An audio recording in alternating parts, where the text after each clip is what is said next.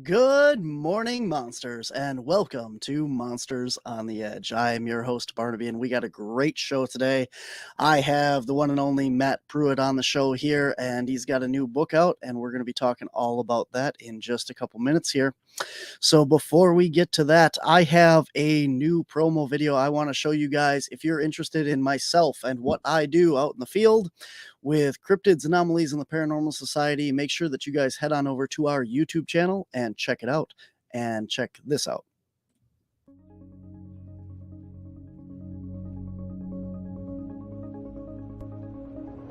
Are you interested in the paranormal, ghosts, spirits, and the metaphysical? How about Mothman, Bigfoot, and other cryptids? What about UFOs, UAPs, and other anomalous phenomenon? Then you need to check out Cryptids, Anomalies, and the Paranormal Society. We have all that and more. Watch our series, Caps Road Trip, where we travel across the U.S. in search of these phenomena and bring you not only the history of these locations, events, and encounters, but evidence that we capture along the way. Alongside our team of researchers and investigators, you never know who will be joining in on the investigations. Are you interested in Bigfoot in Upper Michigan? Check out Finding Huyton, a series documenting the Sasquatch activity on a very special 80-acre property just outside of Menominee that has been a hotspot since 2012. Want even more? Check out our podcasts. Whispers from the Dark is the official podcast of Cryptids, Anomalies, and the Paranormal Society and brings you interviews with the top names in the field of paranormal to cryptids and more. Hear witnesses' accounts and go in-depth with the CAPS team to hear more about our ongoing research. Are you more into cryptids? Find links to our all-cryptid show, Monsters on the Edge, on the Untold Radio Network. If you're into spooky, subscribe now and you won't miss a minute of our brand new series coming soon, Spirits of Macville. Follow along as we uncover the haunted history dating back to 1877 of a very well-known location you may have never guessed would be haunted.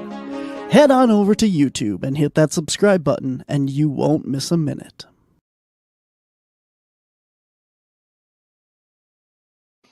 Awesome, guys. I hope you all check that out and enjoy everything that our team does.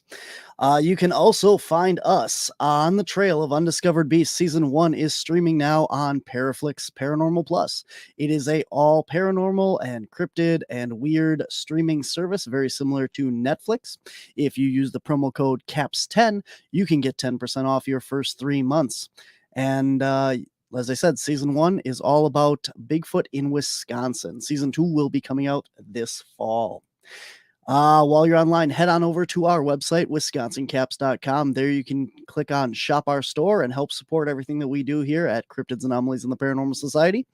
You can get t-shirts and stickers, mugs, tote bags, everything with all of our logos on it, and show your support and wear it out. And while you're online, head on over to all of our social media platforms. You can find us at Wisconsin Caps on Patreon, Facebook, Twitter, TikTok, and YouTube, and WI Caps on Instagram. If you want to see us in person, guys, coming up September 22nd through the 24th, we are going to be at the Great Lakes Paranormal Conference. Check out all the amazing paranormal and cryptid people there. Myself and Lyle Blackburn will be there representing the cryptid side, as well as a lot of great paranormal guests and other presenters. If you're in Wisconsin, October 6th, I will be doing a presentation at the Kenosha Public Library. And then that brings us up to October 14th at the Milwaukee Paracon. We'll be doing a presentation there and have a booth with a lot of the CAPS people there. And that Sunday, we are also doing a Bigfoot hike. You can get more information on that at MilwaukeeParacon.com. And in November, we are going to be November 18th and 19th. We are going to be in Lexington, Kentucky at CryptidCon. And that should be just about everything for this year. If you guys want to show your support for the Untold Radio Network here on YouTube or wherever you're watching, check this out. Hey, Untold Radio Network fans. Want exclusive perks and to support our channel? Introducing our YouTube membership program with 3 amazing levels. Get loyalty badges that level up to different cryptids the longer you're a supporter. How cool is that? You'll also get access to custom Bigfoot emojis and priority in chat. Upgrade to Backstage Pass for exclusive wallpapers, photos, status updates, discounted books, and merchandise.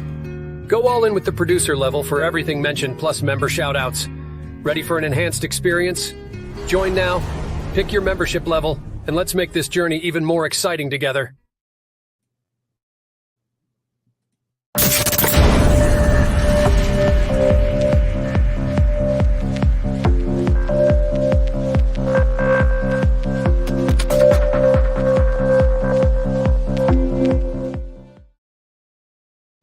All right, guys, my guest today is Matt Pruitt. He has dedicated nearly 2 decades to investigating the Sasquatch phenomenon. He has gained extensive knowledge of the topic through a combination of conceptual analysis and practical fieldwork. As an engaging public speaker, he has been invited to share his insights on various media outlets and platforms. In 2023, he published his new book, The Phenomenal Sasquatch: Seeking the Natural Origin of a Cultural Icon, a book that demonstrates his dedication to unraveling the truth behind this intriguing mystery. Matt is also a member of the North American Wood Ape Conservancy, and he is also the producer and editor of the podcast Bigfoot and Beyond with Cliff and Bobo. So now, without further ado, please welcome Matt Pruitt. Thanks for having me, Barnaby. How's it going, Matt? It's going very well for a Monday. Yeah, that's true. That's very true. And as I said, it's very early for me here. Well, it's noon, but I work, second shift, so my sleep schedule is always way off, but I'm awake today. I'm feeling good, and I'm glad that you're here with us because we have a lot to go over, man. For those of you who don't know, I got a little bit of your bio there, obviously, but can you tell us a little bit about yourself and how you got interested in Bigfoot to begin with? Well, not to belabor the point, because I know I've told the story a gazillion times on podcasts, but essentially I did have an experience when I was young. We didn't see the things. Myself and 4 other people heard things, and then, had no real conventional explanation for it because we knew we weren't dealing with people. It was in a densely forested environment in Northeast Georgia, and they weren't behaving or making sounds like normal animals, certainly weren't deer or bear or anything of that nature. And it was subsequently that I stumbled on Sasquatch related information and thought it was preposterous until I started digging into the testimonies and then hearing these purported vocalization recordings and other sounds and realized like what people describe that they associate with the Sasquatch or what they record and attribute to the Sasquatch was very much like what we heard and experienced. So that was fairly interesting. And I thought, well, I'll look into this. I was pretty skeptically minded and thought, I'll get to the bottom of this pretty quickly and see that there's nothing there. And I'm still trying to get to the bottom of it. So I've been pursuing it. It just sort of grew out of that experience, first locally in North Georgia, interviewing local witnesses and other parts of Southern Appalachia, and then started traveling the country a lot, pursuing field research and other, witness interviews, things of that nature, networking with other investigators and other people pursuing it. And so moved all over the country and done field research all over the country. And it's just grown and grown and grown. And so over the years had various opportunities to work on things with Cliff and Bobo and, other organizations and things of that nature. And so I try to wear a lot of hats and stay pretty busy with all things Sasquatch related, but still haven't seen one, still trying to figure out, still trying to get to the bottom of it, so to speak. Absolutely. Lee would like to know where in Northeast Georgia she used to live there. Yeah, I grew up right outside of Helen. So we lived in Blairsville, Georgia until I was 5, and then we moved over right outside of Helen, and that's basically where I grew up. And so most of my field research has been in that part of Northeast Georgia, like White County, Union County, but obviously a lot in Rabun County, Fannin County, some of these other areas too. But my experience was basically close to Helen, Georgia, where I grew up. Awesome. So today we are here to talk about your new book. So there it is, man. I have a link here. I'm going to try and share that. Yep, there we go. So anybody in the comments section, you can go and check this out right away on Amazon and get yourself a copy of that. Matt, tell us about your book and what's going on here. What is all your book about? Oh, well, how much time do we have?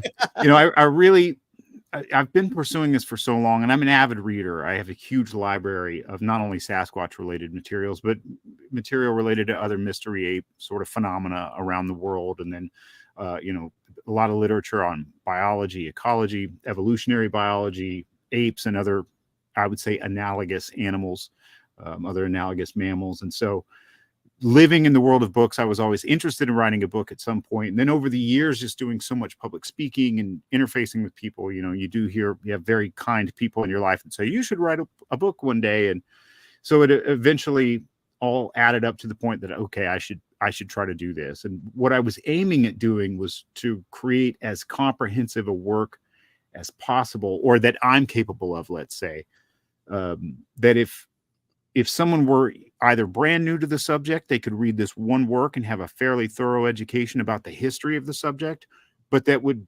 expand and develop the sort of dialogue or the conversation beyond what had been said before, that even, devoted students of the Sasquatch subject would see new things and be introduced to new concepts and new information. And so, to put that in a nutshell, it's like, this is the book that I wish had existed when I first got into the subject. Because, there are so many works on the topic. And people always are like, well, what should I read? And I'm like, well, there's 5 essentials, in my opinion. And then we could extend that to 10, 5 additional like near essentials, and then a lot of other ancillary ones. And so it's like, well, how do you synthesize a lot of this stuff into a single work? And then how do I expand and develop it so it's not a rehash and it's not just sort of a recounting of things that have already been sort of explored? So it's my attempt to achieve all of those things at once in a single work. Absolutely, Matt.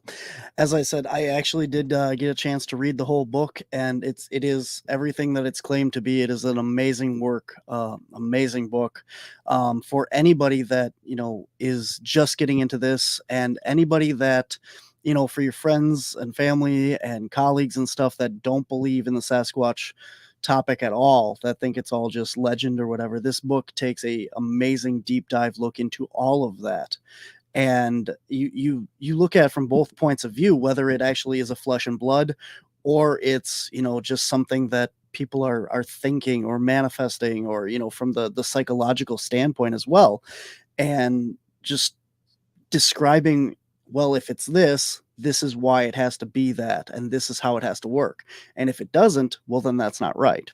And it definitely is. And it picks up, like you said, where, you have Meldrum's book, who I have heard a lot over and over and over again, that Sasquatch Legend Meets Science, the first book, is the epitome of, Bigfoot books, that if you're going to read this book and you talk about it, you cover it and you say, this is great, here's a little bit of information, but go read that book. You don't waste the reader's time rehashing stuff, like you said, that's been already written about in other books, but you still keep it fresh and manage to cover all of those little details enough that the reader has an understanding without having to read that book, but still gets the grasp of it. So very well done. Well, I appreciate that. And I don't want it to be a proxy for anyone else's book. Like the way I wanted to treat it is like, here's this sort of as comprehensive a view as I could provide. But if you wanted to do a deep dive into certain elements of the history or certain, testimonial claims, go read John Green's The Apes Among Us, because it's a deep dive into that. If you want to do a deeper dive into, inferred foot morphology or the sort of technical aspects of footprints and what we can learn from them, read Krantz, read Meldrum. If you're looking for other elements of the history or maybe the worldwide mystery ape phenomenon, go read Ivan T. Sanderson's Abominable Snowman Legend Come to Life. So it's hopefully a jumping off point into these other great works. I certainly wouldn't want to treat it like as a replacement for them. It's just that rather than handing someone 5 books and saying like, well, if you read these, you'll have a pretty strong foundation. It's like, well, you can start with this one single work and have a strong foundation, and then from there branch out into these others, because I do consider some of those works so essential because people are seeing, different aspects of the subject through their various lenses. And to me, John Green is a huge influence. I think he's probably the most important of all the original luminaries to this day, in my estimation. And so there's people that haven't read Sasquatch the Apes Among Us, you've got to you must read that book. And it's the same with Sanderson's book and on and on. So hopefully it does introduce people, who might not have read those works to go check those out too. Absolutely. So for me, we were talking before the show, and I've interviewed a lot of great people, and I've tried to read as much as I can, being, as we talked about leading up to this interview, I don't have time to read physical books. I work 12 hours a day. I can listen to podcasts and I can listen to audiobooks. And I've gotten a lot of information, but for me, the one thing that stood out of your book that I took from it was your presentation of the whole Sasquatch as a predator. And that's why we can't find it, because we're treating it like this, gentle giant, just sitting around eating grass or leaves all day, and not like a cougar or a wolf or any of these other creatures. And I wanted you to kind of touch on that and your thoughts on treating this more as a predator when we're out there trying to get evidence and pictures and tracking and stuff like that. Certainly. Well, it's certainly not a theory or a hypothesis that's novel to me. Although when it started to emerge for me, it was in about 2008, 2009. But, there were many other people that sort of arrived at that same conclusion, inferring that or seeing what patterns emerged from testimonial data, let's say, eyewitness reports or claims. So, one of the earlier references, I think Archie Buckley at one point had written about, that in his estimation, they were cooperative ambush predators that primarily relied on ungulate resources and places. Matt Moneymaker with the BFRO had written about that. I think he first started seeing those patterns in the 1990s when he was living in Ohio and finishing his law degree and investigating reports there, seeing this connection between these deer kill sites that local farmers had stumbled upon and reported that were happening concurrently with either Sasquatch sightings or hearing vocalizations, things of that nature. There was a great investigator out of Kansas named Keith Foster in the late 90s, early 2000s, who was investigating reports in Colorado that was seeing this connection between what seemed to be predation, Sasquatches preying upon elk and following elk movements and things. So it's certainly not novel to me. But the thing that, to me, the major insight into that is that, well, could you posit the existence of some big animal that's just that difficult to detect? And so a lot of people think of the almost like mythologized Sasquatch, which to most people it is mythologized because it's not been proven to exist, And so, but their version of the mythologized Sasquatch is this big, gentle giant, berry eating, collecting nuts, eating leaves, things of that nature. So it's hard to imagine some, 1,000-pound plant eater being that difficult to detect. And the way that a lot of people end up interpreting that is that it's all that their lifestyle is based upon avoiding human detection, which is certainly possible. I try to explore that a bit when we're talking about the fossil record, is that we do know that Gigantopithecus and the genus Homo overlap for about 1 million years, a little over 1 million years, maybe longer, depending on how late Gigantopithecines survived or if they're still around today. And, when early Homo sapiens were occupying those areas too. But, there's a lot of discussion that, well, did Homo erectus hunt Gigantopithecus? It's certainly possible. And so it could be the case that at some point in time, our ancestors put a tremendous amount of pressure on whatever the ancestral form of the Sasquatch is, whether it's Gigantopithecus or some other form of ape, or maybe even hominin, as some people have posited. But I think it's more parsimonious or a simpler idea to think, well, if we look at all these eyewitness testimony and the claims and some of the physical evidence, there seems to be, a suggestion that they do rely on animal protein. In fact, I think even in Green's database, there were multiple analyses of Green's database that were performed over time, one of which he writes about in The Apes Among Us, which was published in the late 70s. But then, as his database continued to grow and he accumulated more reports, and there were various other analyses. But when you looked at categories of food that Sasquatches were either seen or claimed to have been seen, obtaining or processing, meat constituted over half of the reports. And so clearly there's some of that could be scavenging. Some of that, people claim to see them pick up roadkill, or abscond with a deer that was shot during a hunt, or, stealing a deer carcass from a hunt camp. But most of those are claims that involved seeing the Sasquatch ambush whatever the prey animal is. So when you look at an animal that has that sort of lifestyle, a great analog is the tiger. Tigers are obligate carnivores, so they only eat meat. Sasquatches, if they exist, seem to be some sort of omnivore, but with predatory tendencies or behaviors. But animals that rely on hunting, and especially ambush hunters, their entire existence is reliant on being undetected. They need to not be noticed by anything, or else they'll never get to eat. And so if that's a primary driving force, a selection pressure, let's say, over millennia, well, then of course you would produce an animal that's very difficult to observe. And, again, tigers being a great example of that. There's a few great books about tigers that I would recommend people read, because they're so analogous to the Sasquatch. But one of the points they make is that for example, the Siberian tiger, most of the food that it eats are herd animals. And so it's not just lone individuals, so the tiger has to be undetected. It has to, not be noticed at any time ever. And not only that, but it has to infiltrate these herds in order to make a kill. And so it has to basically slip past the defenses of dozens of pairs of eyes and ears and nostrils. And so its entire lifestyle is predicated on that.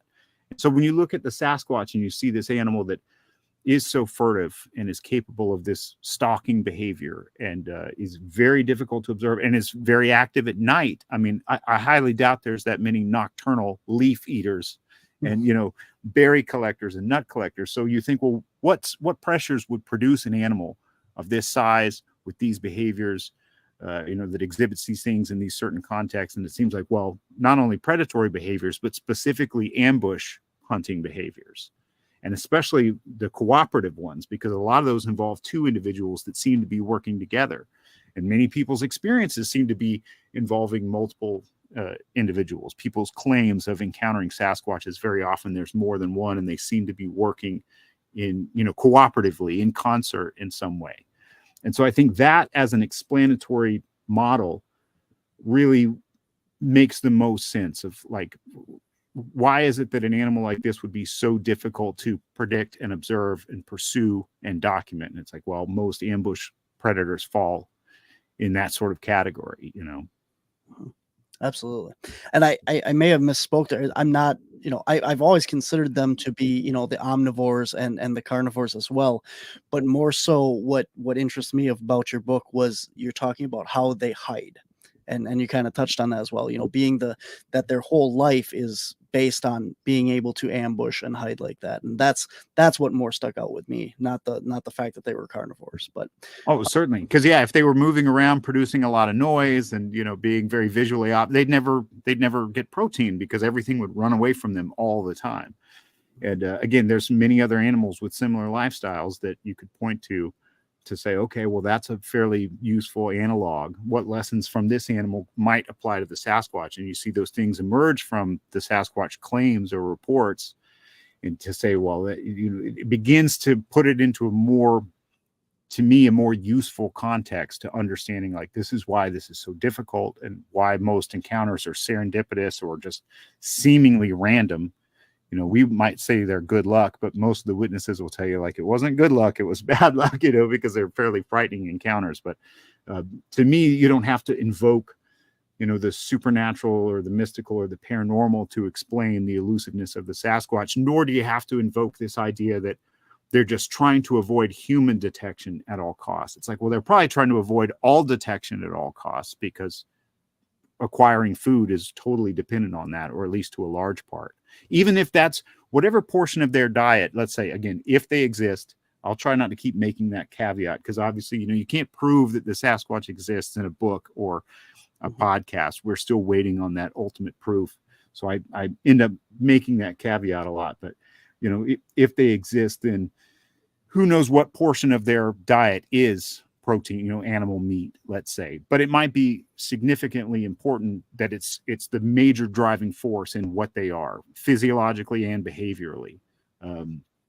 And I think if you look at it from that perspective, the rest of it kind of makes a lot more sense, at least biologically and ecologically speaking. So, not only are you a researcher, you're also a field worker as well, and get out there and look for these things. So when you're talking about these things being the predator aspect, how would you approach trying to get evidence and tracking these things as opposed to how, a lot of people have been doing it? What do you do different to track a carnivore or this ambush predator as opposed to any of the other things that we're out there looking for? Well, it seems like when you look at a certain sort of report, if you look at reports of people that have encounters in viable Sasquatch habitat, especially people that are on foot, let's say, so we can do away with motorists who see them crossing the road, or people in campgrounds where one voluntarily comes into a camp at night or something of that nature. But, there's the vast majority of them are these serendipitous, very fast encounters where, they basically run into each other. And the person sees the Sasquatch and the Sasquatch sees the person, and they both tend to, turn the opposite direction and run as fast as they can, basically simultaneously, But then you have this subset of reports where there's intimidation or aggression involved, where it's like, instead of immediately fleeing, the things stick around and they almost betray their presence by being somewhat confrontational.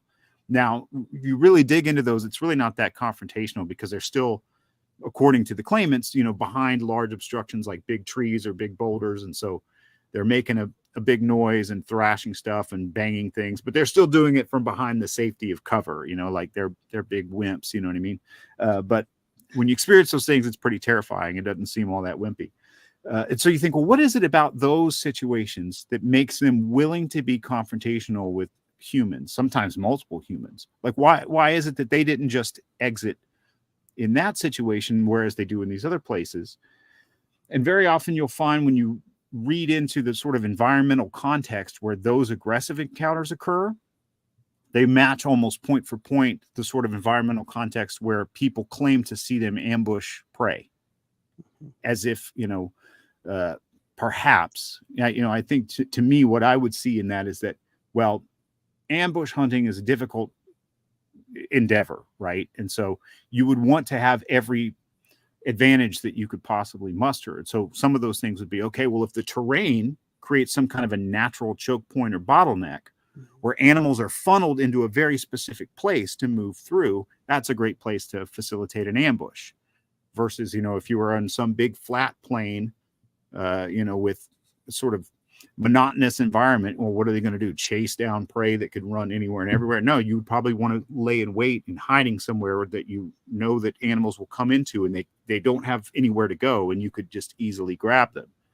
And so that tends to be the case when you deeply read, again, those predatory reports and then the aggressive reports. They are almost always describing the same sort of environmental context landscape.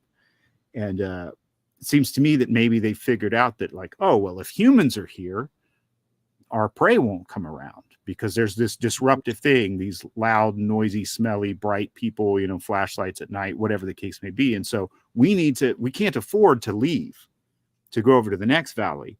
We need to get these humans to leave of their own volition. And they basically have a near 100% success rate. If you listen to the reports, people always are like, we got out of town, we got out of Dodge.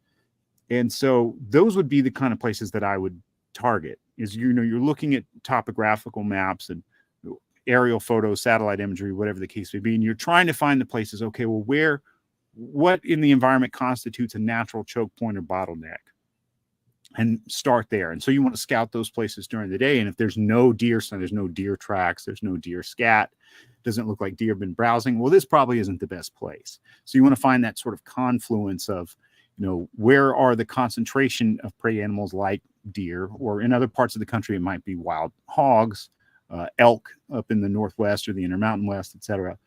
And then trying to find the kind of places that constitute those natural bottlenecks, and then put yourself out there at night and try to replicate those. Well, if they're around, maybe they'll try to encourage me to leave, and you could document those things under those circumstances. Now, I've had experiences to that degree, but I've never gotten footage or photos or anything of that nature. So people are free to, take what I say with a grain of salt, because it's not like I have some catalog of Sasquatch evidence that I can say, here, this works. But at least that's how I approach that particular part of it, trying to use that information to make decisions about, well, where to put yourself, how to conduct yourself, etc.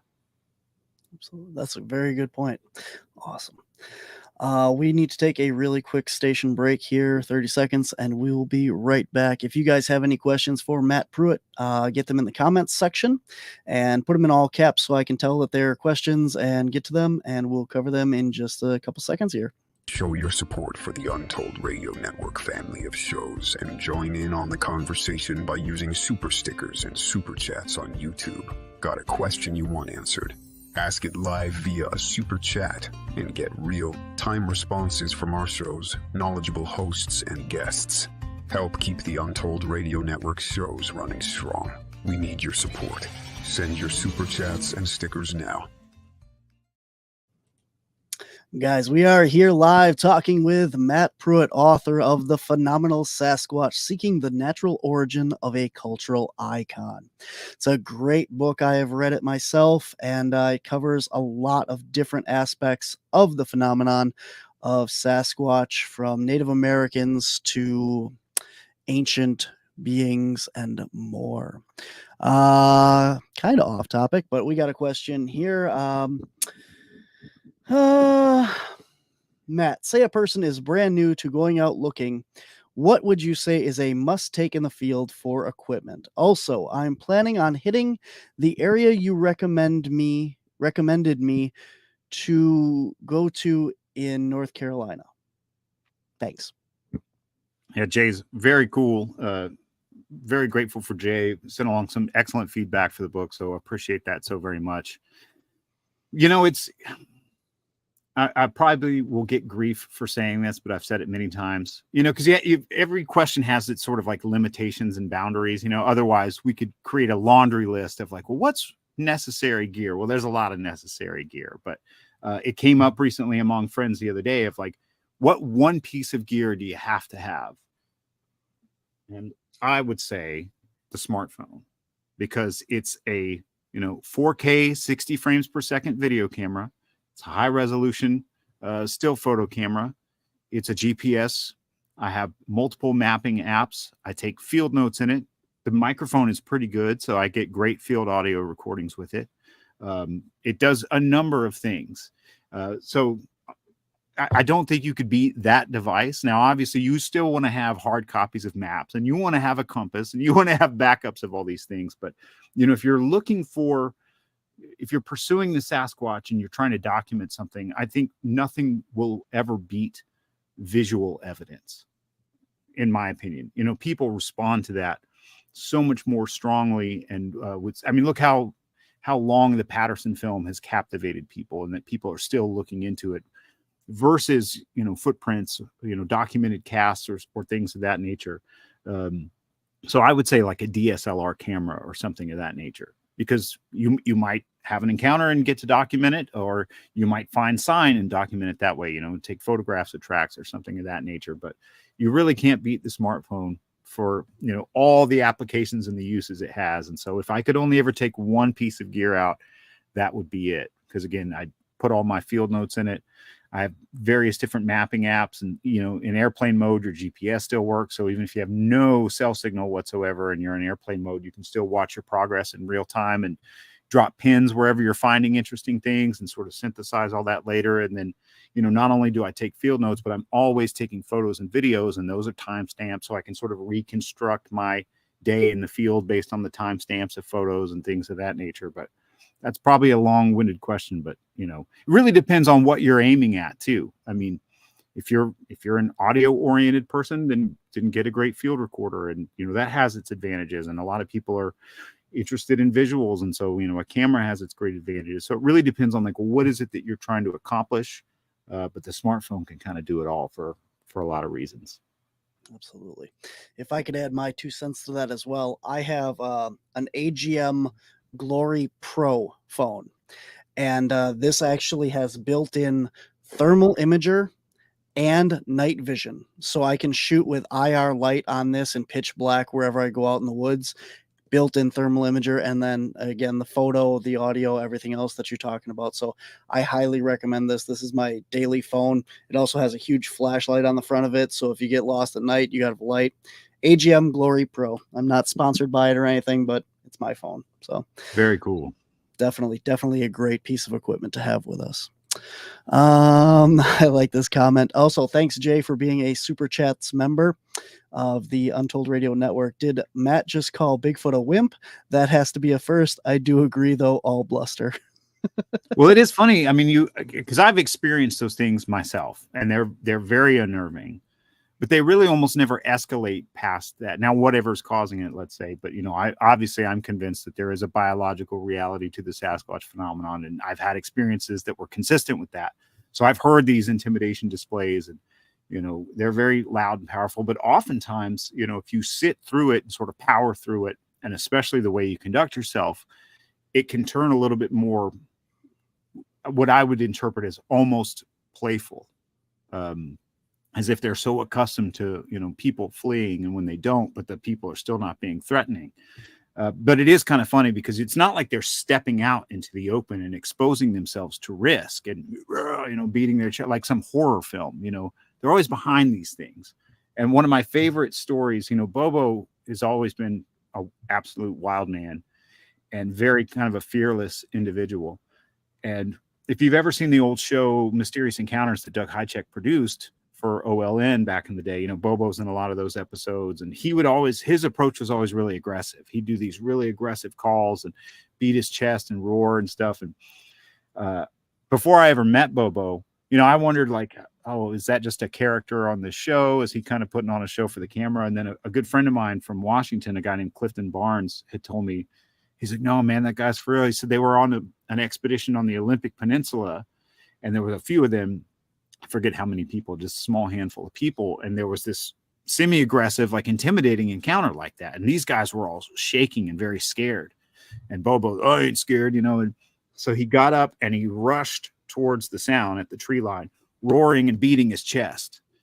And they said they heard this thing like tear off, run away at high speed. And then Bobo turned to the rest of the guys and he goes, yeah, that usually freaks him out. Like you've done it so many times before. But that does seem to be the case, is that, they will bail out if you look at a lot of those stories. So I'm sure it's very frightening what people experience. I've experienced some frightening things, but yeah, they're kind of doing it in a cowardly way from behind obstructions and not exposing themselves. So yeah, I'm calling them wimpy. Well, that's very similar to, like whenever you hear somebody get like attacked or confronted by a bear too, you're supposed to stand up, make yourself bigger, because a predator doesn't want to get hurt. And if it's, trying to be confrontational with you, if you're bigger than it, if you're more ferocious than it is, it's going to back off, because if it's hurt, it can't hunt, it can't defend itself, so it makes sense what you're talking there, Well, it depends on the bear. Black bears, their normative response to like a frightening or surprising stimulus is to run. Mm-hmm. Grizzlies and brown bears are quite different. They want to neutralize the threat.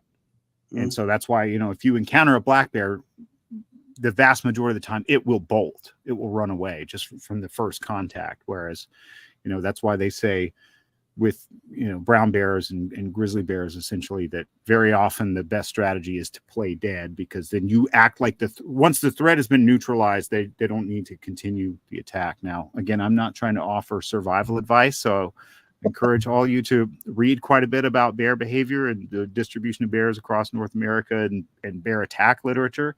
But that's essentially the gist of it. Yeah, is that, they have these very different responses. So luckily I operate in black bear country, so I don't have to worry about grizzlies. Thank goodness, Yeah, same here. The Bigfoot influencers would like you to talk a little bit about your art concept of the book. Certainly. Yeah, I drew some original sketches, and I'm not a visual artist. So my very good friend Jesse Phillips, who's in Helen, Georgia, I grew up with Jesse. He did this tattoo for me as well.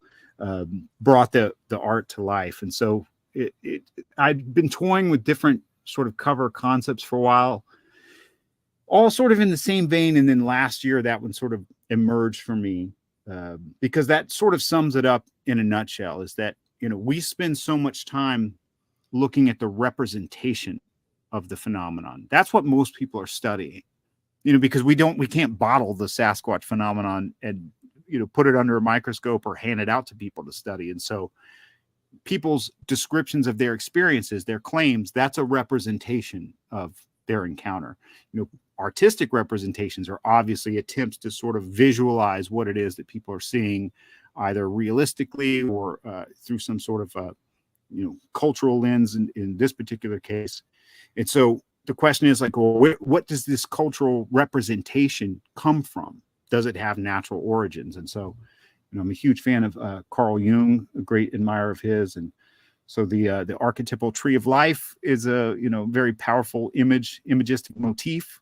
And so I thought, oh, wouldn't it be cool to have sort of a hominoid skull, something like the approximation of the Gigantopithecus skull or something of that nature, with the roots of the tree of life, so to speak. But what's growing from it is this sort of representation of the actual biological thing. And because the representation is very much alive, that's why I decided to make the tree, the living thing, also the representation, is because it changes and it evolves over time. And that's why, I was so drawn to the hairy man pictograph, which I'm sure you spoke with Kathy about. That's within her realm of expertise for sure. That image obviously was very sacred to the people who created it and to the people who are now the sort of caretakers of it. But as a living image, it's gone cross-culturally. It's gone beyond that because it's been used in so many different ways in association with the Sasquatch sort of mythos or the greater Sasquatch subject. And so I thought like that's sort of the most compelling, at least for me, visual representation of like a cultural image that's associated with the Sasquatch. And like, could its roots be in a real living species of animal, something really biological? So that's where that image came from. And maybe one day I'll put my terrible sketch of it out online. So I'm glad my friend Jesse was able to make it something. I wanted the cover to be very different. I wanted it to be very minimalist and sleek and very simple, sort of monochromatic like that, because, a lot of things in the Sasquatch world, there's a certain sort of stylistic thing you see a lot in the cover art of Sasquatch books. And so I was like, I just want to go a 180 in a sort of different direction. And so I'm happy with the way it turned out. And my buddy Jesse's image is great. Awesome. Yeah, definitely really cool there, the way it's all tied together. All right. I think we're good for all the questions right now. So I wanted to talk to you a little bit about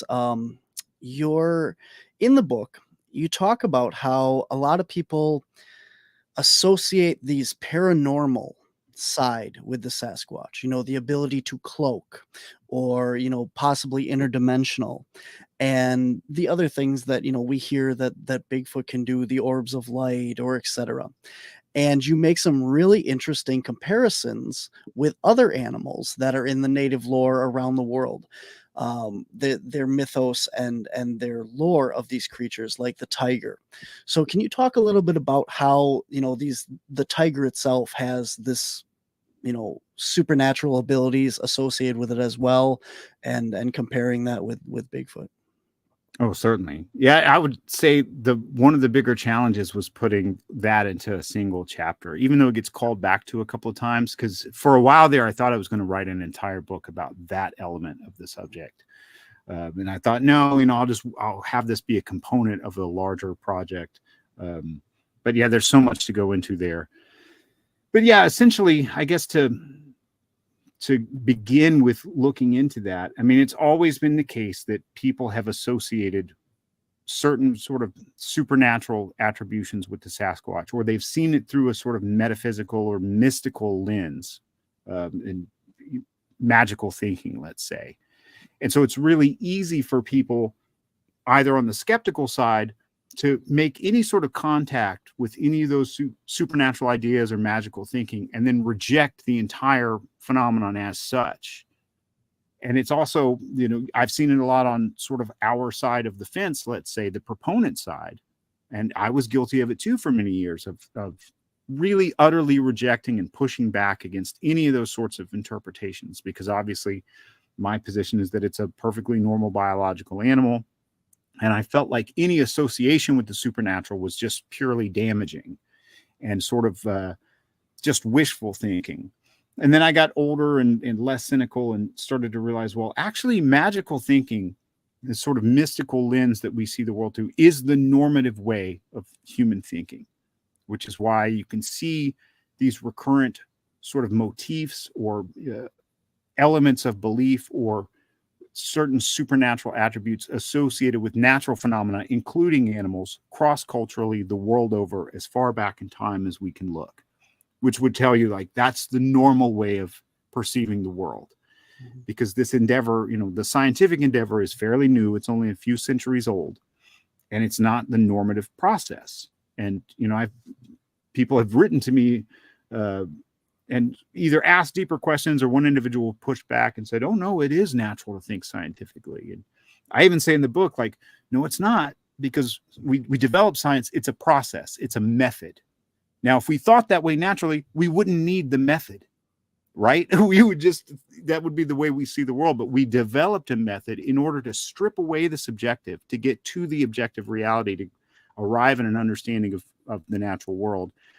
Almost, an objective reality, a material reality, whatever the case may be.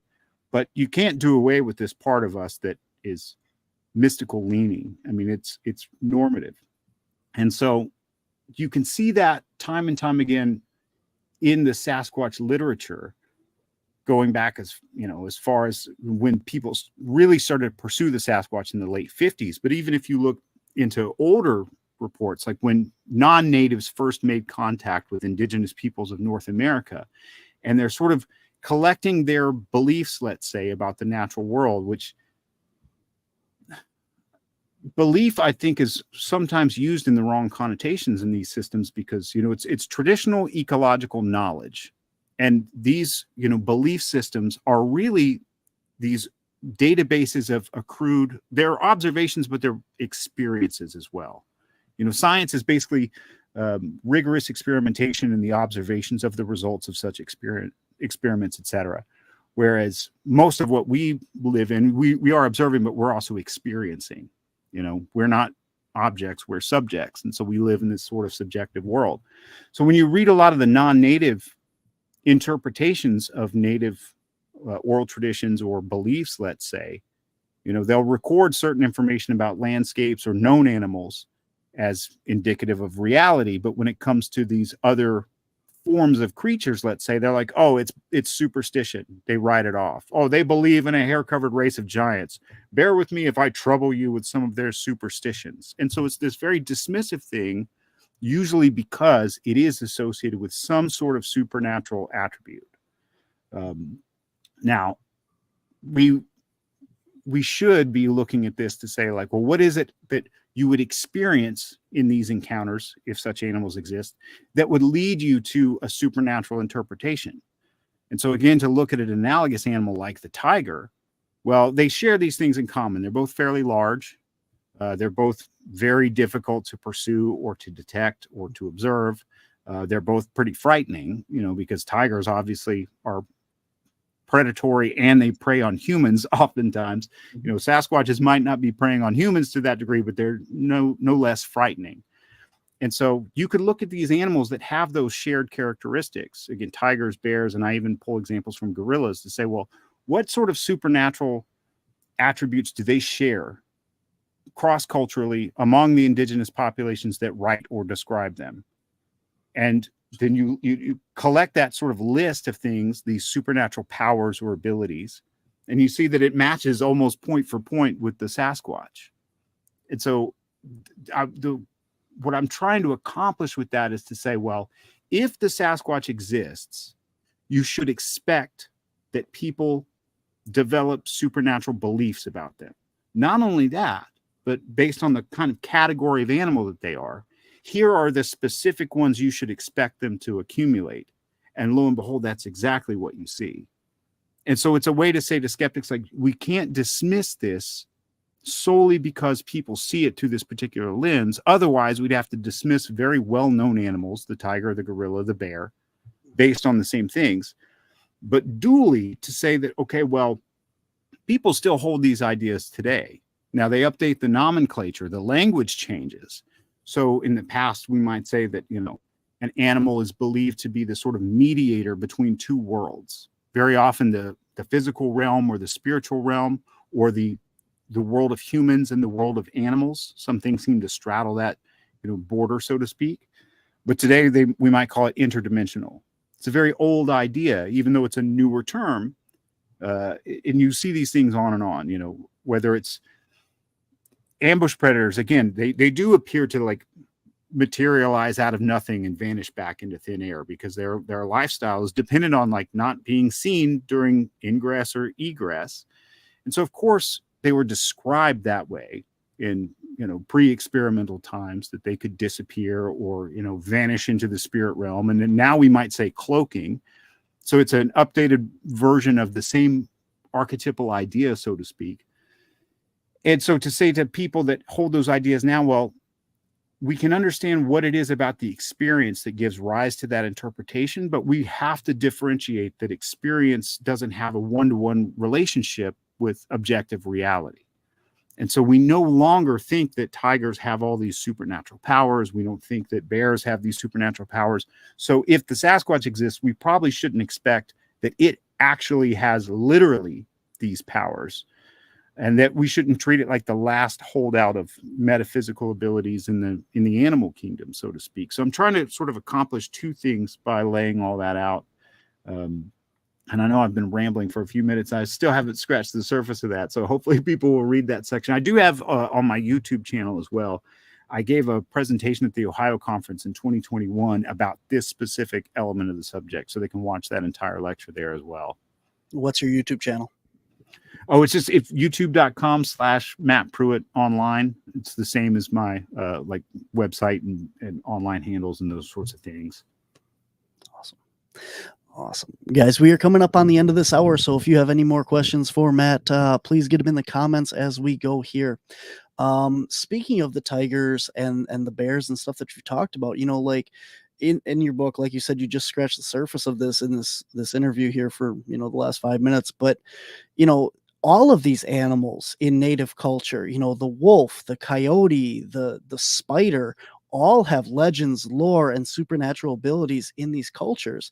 So when you're talking about, that you expect the Sasquatch to as well, it all makes sense because they're all there, and we know, well, let's talk about this, the fact that every day we're learning more and more about animals that we know exist and stuff that we didn't know about them.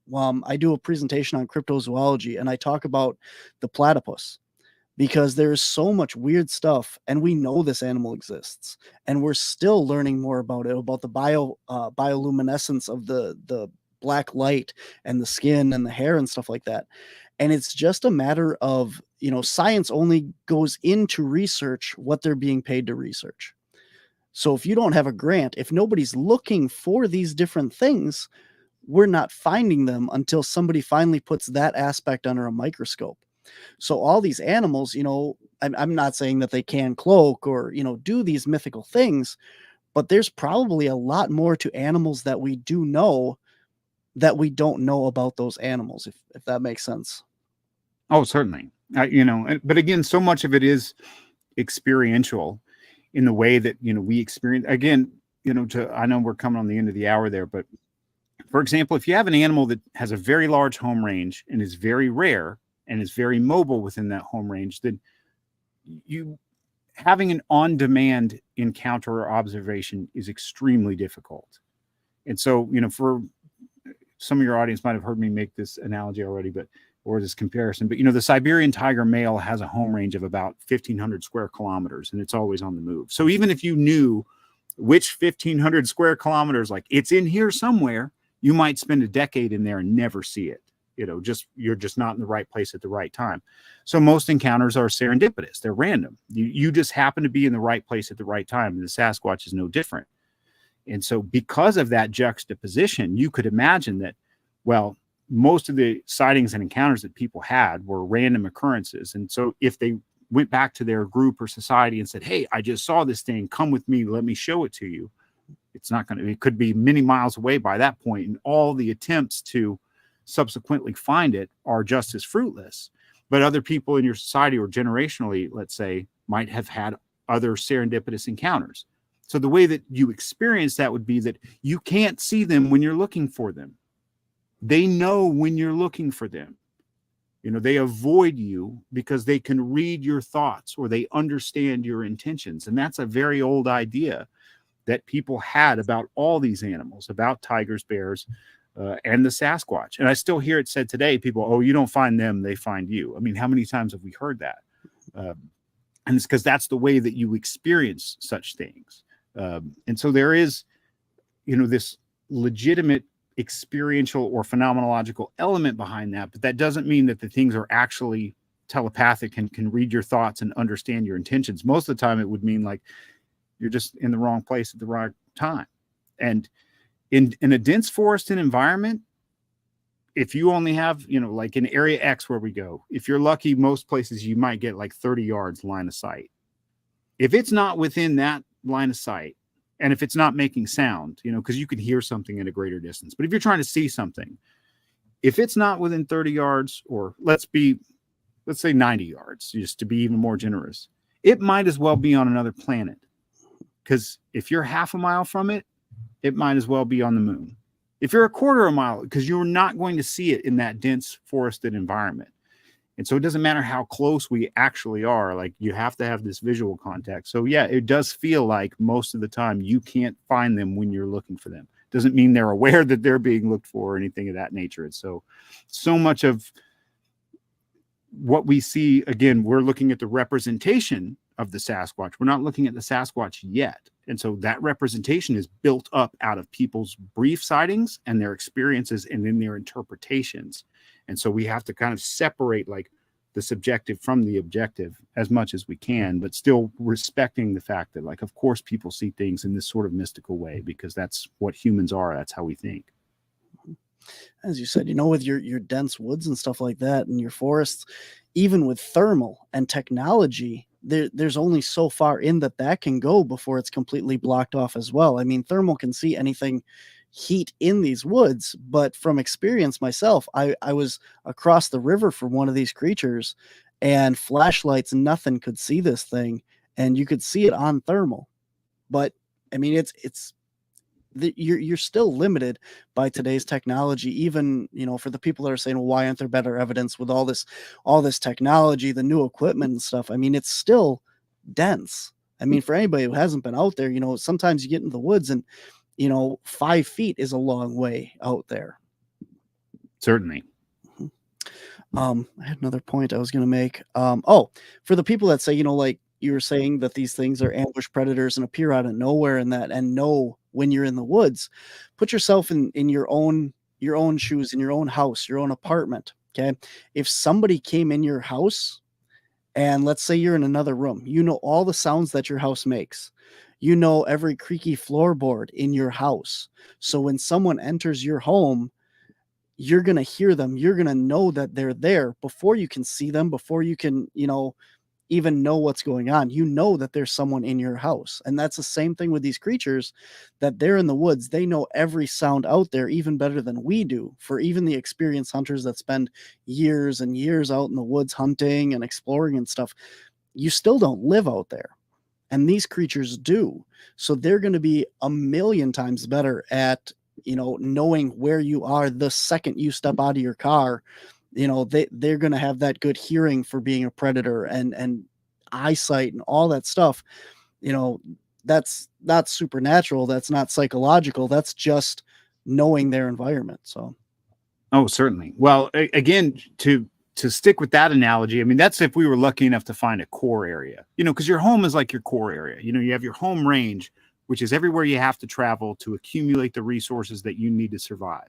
So for us, it would be like your workplace and your favorite grocery stores and your favorite coffee shop and the gas stations where you like to fill up. And, there's all these different places around town that you frequent, anytime. And then you have your territory, which your property, let's say, and then, or, maybe your greater core area is like your home. And then your real core area, your den, is your bedroom. That's where you feel the most safe, where you let yourself go to sleep without feeling vulnerable, because it's the most protected area, let's say. And so even if you knew the home range of an animal like that, with a very large home range, just the fact that you could be anywhere where it might be. I mean, like our home range, for example, would include, let's just say, wherever we get our shirts. We don't buy new shirts every week. So if I heard there was a Barnaby sighting at such and such shirt store, I could stake that out for the next 6 months and never see Barnaby there, right? Because that's a resource that you don't require every single day, or even every single week or something like that. And so much of what we're doing with Sasquatchery is these serendipitous encounters, brief sightings and glimpses, and then we're trying to throw all these resources at that place where it might be long gone. It might have been miles away, later that evening, and we're going to keep going back there, and it might not come back ever. It might not come back for a year. I mean, who knows what the case may be. And so a lot of it really is that there's just no proxy for luck, being in the right place at the right time. And so I think that's a big part of it too. It's like, yes, they probably do know when people are intruding on their defensible areas, but for the most part, wherever, all they have to do is be where we're not, you know what I mean? The people that are pursuing them. And so if I enter some 300 square mile area and I have whatever, 30 yards of line of sight, and I can hear a little bit further than that, this tiny dot in a sea of wilderness, all it has to do is be anywhere except there, and I won't know it. You know what I mean? Absolutely. But to everybody listening out there, anybody interested in the topic, I mean, you're never going to find them sitting on your couch. So if you're interested in going and find them, be safe, be careful, go out there and look, because you never know when you're going to have that encounter and what's going to happen. So you got to get out there. So certainly. Absolutely. Matt, it's been an honor. It's been a privilege talking to you. I definitely highly recommend, again, your book. Can you tell everybody where they can get more information on you, your YouTube, your website again? And if you got any public appearances or speaking engagements coming up, feel free to promote that. For sure. Yeah, you can find me at mattpruittonline.com. And I think there's a link to my YouTube there. But even if you just go to youtube.com/mattpruittonline, there's only, I think, 2 videos up there. But one of them is that particular lecture about phenomenology and the Sasquatch and that particular aspect of the subject. The book is available on Amazon. It's probably the best place to get it, in print and digital, the Kindle version. Autographed copies are available at the North American Bigfoot Center's website. So you can check that out. And then the next public appearance that I'll be making is speaking at the Texas Bigfoot Conference in Jefferson on October 21st.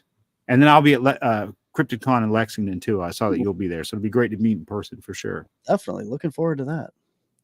Absolutely. All right, guys. The Phenomenal Sasquatch, seeking the natural origins of a cultural icon. I did put a link. If you go back up in the comments section, there's a link for this. And if I remember, I will hopefully get that in the show notes as well, so that you guys can go and check that out. Matt, thank you again so much for coming on. I look forward to meeting you in person in Lexington, Kentucky, and all your episodes of Bigfoot and Beyond, and your wonderful theme song.